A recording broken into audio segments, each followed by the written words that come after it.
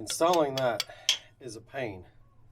However, having a flex socket on about a 12-inch, this is only about a 6, but a 12-inch will let you actually get up there and install it and run those bolts in on either side.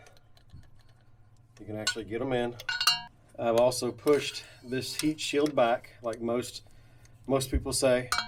I'll push that back as far as I can take it. I put a little bit of grease on the gasket, stuck the gasket to the turbo. Then I ran these bolts in. So I had to hold it with one hand with a very long screwdriver, because this is metal and it wants to take a set, not here, it wants to take a set there, anywhere but there. So you got to push it.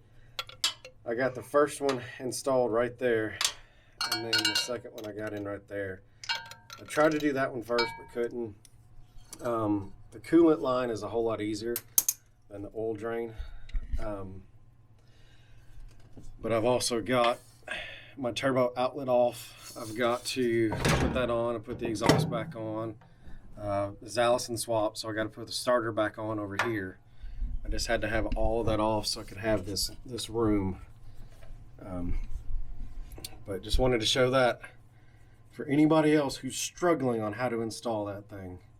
That took me a couple tries to figure something out.